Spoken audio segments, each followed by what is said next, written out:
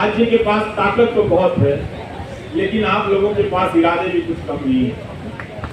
आप लोग याद कर रहे हैं उसे, इस 1000 दिन को आपने यूं खाली जाने नहीं दिया। याद करके बता दिया कि नाइंसाफियां जहां जहां दर्ज है हम उन्हें पहचानते रहेंगे, उनके बारे में हम लौटते रहेंगे और लोगों को बताते रहेंगे। हम और आप यही काम कर सकते हैं, इस उम्मीद में कि कभी न कभी किसी का ईमान जागेगा, और ईमान जागता है और लोग उन फैसलों को पलट कर देखेंगे, उन गवाहियों को देखेंगे। दिल्ली पुलिस में भी बहुत सारे अच्छे लोग हैं, वो लोग समझेंगे कि उनके हाथ से किस तरह की नाइंसाफी हो रही है। उनकी रातों की नींद भी खराब होगी किसी वक्त में, जब वो खुद किसी नाइंसाफी के दौर से गुजर रहे होंगे, तो अपने द्वारा की गई नाइंसाफियों को याद तो करेंगे। सब याद करते हैं, वो भी इंसान है, वो भी याद करेंगे। पहले राज्य कानून की धाराओं की आड़ में छिपकर हिंसा करता था, लेकिन अब हिंसा करने के लिए वो कानून बनाने लगा है ताकि वो खुलकर हिंसा है कि यही 2-4 केस नजर नहीं आते होंगे, या उन्होंने भी अपनी सुविधा के हिसाब से इन कुछ केस को देखना सुनना बंद कर दिया है, इस तरह से कि ये केस छोड़कर बाकी और केस पर बोला जाए। तो कभी भी सबके सामने में है, सुप्रीम कोर्ट ने तमाम टिप्पणियां की है जमानत को लेकर, सबके सामने ये बात, मगर कभी भी 1000 दिन तो सुनवाई चली है दिल्ली की निचली अदालतों में। बेतवा शर्मा ने लिखा है, और कोई 400-300 दिन दिल्ली हाई कोर्ट में इस तरह से जमानत को लेकर सुनवाई चलती रही। इसके बाद भी जमानत एक इतनी मुश्किल उम्मीद लड़ाई में बनकर सामने आ गई। यही उम्मीद कर सकते हैं कि कभी कभी न्याय व्यवस्था की अंतरात्मा किसी रात को जगती होगी, और जब जग जाएगी तो देखेगी कि कानून के हाथ लंबे नहीं, उस कानून के हाथ रंगे हाथ ही होते हैं। जिसे नजर आएगा वो बात समझ में आएगी कि क्या हो रहा। हम सब ने ये भी देखा है कि मीडिया के स्पेस से उमर खालिद को धीरे धीरे पीछे की तरफ धकेल दिया गया, किनारे कर दिया गया, ताकि बुलाने की प्रक्रिया में तेजी आए। मैं अक्सर सोचता हूँ कि जो लोग शुरू में बोला करते थे, वो लोग आगे चलकर बोलने की प्रक्रिया से ऊब गए, या उस प्रक्रिया के सहयात्री हो गए, जिसने ये तय किया है कि हम जब किसी के साथ इस तरह की यातना करेंगे, इन धाराओं में उसे बंद कर देंगे, तो उसे भूल जाना होगा, उसे उसके हाल पर छोड़ देना होगा। उमर खालिद की जितनी भी तस्वीरें आई इस दौरान, जहां भी छपी या चंद वीडियो में नजर आए, मैंने एक हंसता हुआ लड़का देखा, लेकिन उस हंसी को देखकर अपने भीतर उदासी भर जाती थी कि हंसी जो है वो अपने लिए नहीं, वो हम सब के लिए छोड़कर जा रहा है। कि आप शायद अपनी जिंदगी में सामान्य होंगे, इस वक्त एक ओवल में फालतू का मुकाबला चल रहा है, इंडिया ऑस्ट्रेलिया के मैच में ट्वीट करके अपने आप को क्रिकेट प्रेमी जता रहे होंगे, जता सकते हैं, बिल्कुल अपनी जिंदगी जी सकते हैं, और जिंदगी को उसी रोशनी और संगीत के साथ जी सकते हैं।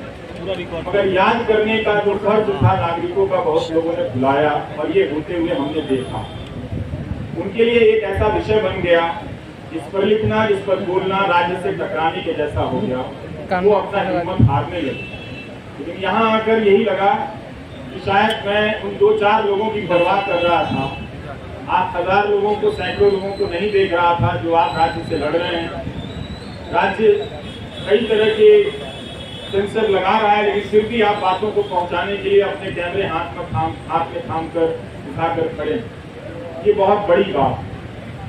मैं याद करना चाहता हूं उमर के साथ आज बेतवा शर्मा को भी, जिन्होंने दिल्ली दंगों के मामले में शानदार रिपोर्टिंग की, आज भी की है बेतवा ने, और पहले भी सपूरा के मामले में उन्होंने शानदार रिपोर्टिंग की, और जिसकी वजह से लोगों ने जाना कि नताशा नरवाल, देवांगना कालिका, इन सबके साथ क्या हो रहा है। इन्हें जमानत मिली, लेकिन उमर खालिद को जमानत नहीं मिली। जूम करिए। इस केस के बारे में इस तरह से आज बेतवा ने लिखा है कि दिल्ली पुलिस की गवाहियों में, उसकी दलीलों में कितने अंतर्विरोध, अंतर पाए गए हैं, ये सब डॉक्यूमेंटेड है। और आप सभी को पढ़ना चाहिए कि एक पत्रकार ने, और पत्रकारिता सीखने के लिए भी पढ़ना चाहिए कि अपनी उस बात को कहने के लिए बेतवा शर्मा और उनकी टीम ने कितने हजार पन्नों के दस्तावेजों को पलटा होगा, और उनके वकीलों ने जो उमर के साथ लड़ रहे हैं उन लोगों ने कितनी कानून की किताबों को पलटा होगा कि इंसाफ और जमानत तक के दरवाजे तक उमर खालिद को ले जाएं। मगर लगता है कि वो दरवाजा, उस दरवाजे तक पहुंचने का रास्ता बहुत लंबा कर दिया जा रहा है, या शायद उमर खालिद के लिए ही बहुत लंबा है, या शोमा सेन के लिए बहुत लंबा है, सेन स्वामी के लिए तो दरवाजा कभी उस दरवाजे तक पहुंच ही नहीं पाए, इस दुनिया से चले गए। और भीमा कोरेगांव केस में क्या हो रहा है ये सब हम सब देख रहे हैं। नेहा मसीह ने कितनी बार इन सब चीजों को याद करने की जरूरत है। वॉशिंगटन पोस्ट के जरिए रिपोर्ट की कि भीमा कोरेगांव केस में लोगों के कंप्यूटर में फर्जी फाइलें डाल दी गई, जिससे उन्हें प्रधानमंत्री की हत्या की कथित साजिश के आरोप में आरोपी बनाया जा सके, और लोग इन धाराओं में, इस मामले में कई महीनों से जेल में हैं। इसलिए उमर को याद करना, उमर के साथ साथ इन तमाम मामलों में बंद कर दिए गए लोगों को याद करना भी है। और ये अच्छी बात है कि रोना विल्सन को कोई याद नहीं कर पाता है, शोमा सेन को कोई याद नहीं कर पाता है। वो कुछ बंदिशें लगी हैं, याद करने वालों ने अपने लिए कुछ कायदा चुन लिया है कि हम इन्हें याद करेंगे, इन्हें याद करने में ज्यादा सुरक्षा है, इन्हें याद करने में ज्यादा खतरा है, तो अपनी सुविधा के हिसाब से किसी को याद करते हैं, किसी को याद नहीं करते।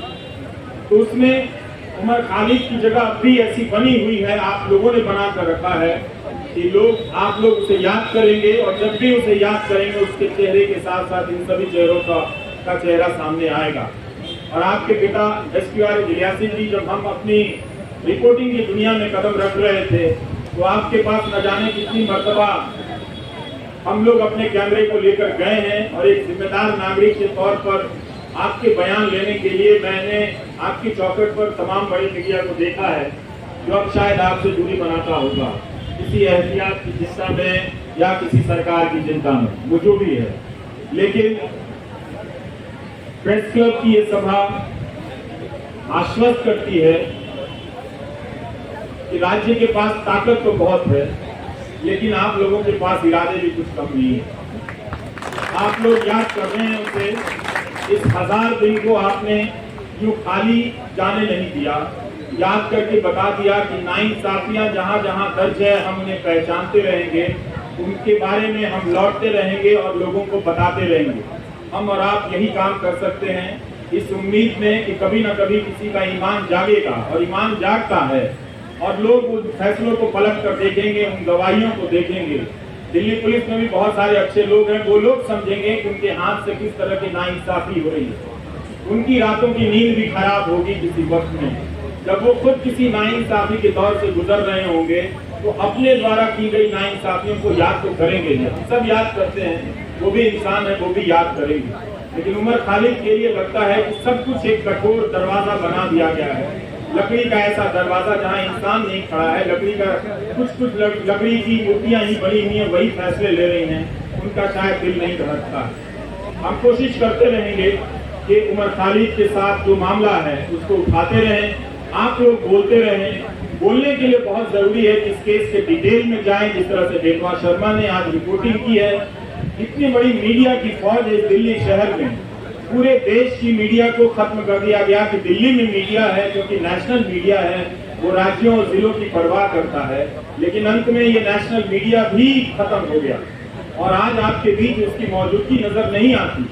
कोई हाथ उठाकर नहीं कह सकता कि हाँ वो यहाँ पर खड़ा है, उसके चैनल पर उसका लाइव प्रसारण हो रहा है। अगर कोई ऐसा है तो उसके लिए ताली बजा दीजिएगा, नहीं तो आप सब अपनी निष्ठा और अपने कर्तव्य निष्ठा के प्रति खुद ही ताली बजा दीजिए। आपके लिए तो कोई आएगा नहीं। इस रूप में आप लोगों ने इतनी मेहनत की है, बहुत बहुत शुक्रिया कि हम सब ने आज उमर खालिद को याद किया है।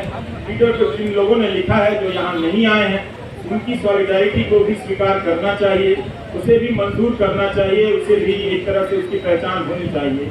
कैसे तमाम अनजान लोगों के जरिए भी ये बात दुनिया तक फैलती है कि एक नौजवान लड़के को जिसकी पीएचडी, चार्जशीट से पहले अदालतें उसकी पीएचडी पढ़ लें तो उसके बारे में नजरिया बदल सकता है। लोग देख सकते हैं कि वो एक छात्र के रूप में कैसा रहा हो। उमर खालिद की दोस्त आकांक्षा अपेक्षा प्रियदर्शनी का मैं एक नोट पढ़ रहा था कि जब वो मिलने गई और उमर खालिद ने बताया कि कोविड के दौरान सुप्रीम कोर्ट के आदेश से कई लोगों को जेल से बाहर जाने की इजाजत दी गई और जब वो लौट कर आए तो उन्होंने पूछा कि आप अभी तक यहीं हैं। मतलब उस महामारी में भी किसी को ये याद रहा कि एक कोई उमर खालिद है जिसे बाहर नहीं भेजना है। उस महामारी में भी उसकी पहचान याद रखी गई, इसकी निशानदेही को याद रखा गया। इस तरह की नाइंसाफियां जो एक आम कैदी को मिलनी चाहिए वो भी उसे नहीं मिलती नजर आ रही है। ये बहुत चिंता की बात है और जब तक ये है अदालतों के मंच से बड़े बड़े न्यायाधीशों का बोलना हमें खाली सा लगता है, हल्का सा लगता है कि वे अंडर ट्रायल और अधिकारों की बात बहुत संजीदगी से करते हैं। कई बार ऐसा लगता है कि शायद वो बात कहने के लिए करते हैं, नहीं तो ये बात अपने फैसलों में ही पलट कर देख लेते कि जब सबके लिए वो फैसला हुआ था तो क्यों इस व्यक्ति के लिए, क्या वो व्यक्ति इतना ज्यादा खतरनाक है। मीडिया अगर धारणा बना दे, मोदी मीडिया का एक है रोज दंगाई मानसिकता फैलाता, उसके खिलाफ कोई कार्रवाई नहीं और उस तरह के एंकरों से किसी को देशद्रोही बना दिया जाता है, उस पर राज्य व्यवस्था और न्याय व्यवस्था उसे लेकर इतना क्रूर हो जाती है, कोई दया भी नहीं दिखाती है, उसका प्रदर्शन नहीं करती। हमारे तमाम न्यूज चैनलों के एंकरों ने बुलंदशहर के मामले में क्या हाल किया आप सभी ने देखा। वो कल्पना कर लेते हैं कि मूर्तियां जिन्होंने खंडित की वो किस समुदाय के हों, वो रिपोर्टिंग अब नहीं करते। इसी तरह से उन्होंने उमर खालिद के बारे में कल्पना कर ली और उसे वास्तविकता में बदल दी। ये तो गनीमत है कि वहां की पुलिस डिपार्टमेंट को ये बात समझ में आ गई कि कुछ खतरनाक चीजें हैं। वो अपराधी पकड़े गए और उनके धर्म का नाम का धर्म कुछ और निकल आया। नहीं तो पता नहीं वो एंकर उस घटना के बहाने समाज में कितनी जहर और कितना आग फैला दिया होता और किस तरह के खेल खेले जा रहे हैं इस तरह से। तो इन बातों को देखना है, समझना है कि उमर खालिद एक बहुत बड़ी साजिश का शिकार हुआ है। इसके तहत तंत्र ने अपना पहला परीक्षण किया कि क्या किसी निर्दोष छात्र को इस तरह से चिन्हित कर, देशद्रोही बताकर, उसे एक तरह से देश के लिए खतरे के रूप में प्रोजेक्ट कर उसे जेल की सलाखों के पीछे भेजा जा सकता है। और ये उनका परीक्षण उमर खालिद के मामले को देखकर या भीमा कोरेगांव के केस को देखकर लगता है कि सफल हुआ। सत्ता ने लोक लाज की परवाह भी छोड़ दी। स्टेन स्वामी के निधन के बाद भी उसे कोई फर्क नहीं पड़ा, किसी बात का कोई फर्क नहीं पड़ रहा। यही आज की सरकार का उसकी समझ है या उसकी पहचान है। हम सबको ये नोट करने की बहुत जरूरत है। उन एंकरों को कुछ नहीं होता जो दिन रात दंगा फैलाते, दिन रात अनाप शनाप दूसरे समुदाय के बारे में कहते हैं, लेकिन दंगा भड़काने के आरोप में पीएचडी के छात्र को सलाखों के पीछे भेज दिया गया, जिसके मामले में ट्रायल शुरू नहीं हुई है और ना ही चार्जशीट वगैरह इन सब चीजें पेश हुई है, ना जमानत मिली है इस मामले में। तो हमें इस अंतर को पहचानना है कि कुछ लोगों को दंगा फैलाने की खुली छूट मिली हुई है, गोली मारने के नारे लगाए जा रहे हैं। वो कौन लोग थे जो इस कानून को लेकर आए और आज तक इस कानून को लागू नहीं कर, इस कानून को लागू करने के नियम तक नहीं बनाए गए। लेकिन 2019 के दिसंबर में आप जाकर देखिए लौट, तो इस तरह से सब कोई चिल्लाता था, चीखता था सरकार की तरफ से कि इस कानून को सूर्योदय से पहले ही लागू हो जाना चाहिए ताकि दिन के निकलने से, सूरज के निकलने के साथ ही हम सब इसे लागू करें और देश को बचाएं। मगर अब उस कानून का नाम वो उन इलाकों में ही जाकर नहीं लेते। अब उस कानून का खौफ मणिपुर में भी पैदा हो गया। वहां भी क्योंकि जनजाति के लोग इस बात से चिंतित हैं, घबराए हुए हैं कि क्या कहीं ऐसा होगा कि हमें भी एनआरसी की यातनाओं से गुजरना हो। तो मणिपुर को लेकर देख लीजिए या दिल्ली दंगों को लेकर जिसकी जवाबदेही तय होनी चाहिए थी गृह मंत्री, उनकी जवाबदेही तय नहीं, आज तक तय नहीं। गोली मारने के जो नारे लगा रहे थे उनका मंत्रिमंडल में प्रमोशन हो जाता है। सुप्रीम कोर्ट को कहना पड़ा दिल्ली पुलिस से कि ये जो नारे लगा रहे हैं वो मेडिकल प्रिस्क्रिप्शन नहीं है। इसके बाद भी जो व्यक्ति शांति की अपील करता रहा, शांति की बातें करता रहा, वो दंगों की साजिश के आरोप में जेल में इस तरह से बंद कर दिया गया। तो इस 1000 दिन को आप याद रखें। ये 1000 दिन सिर्फ उम्र के नहीं है, ये 1000 दिन भारतीय नागरिक समाज, न्याय व्यवस्था के अफसोस के दिन भी हैं, उनके शर्म के भी दिन। नमस्कार, थैंक यू।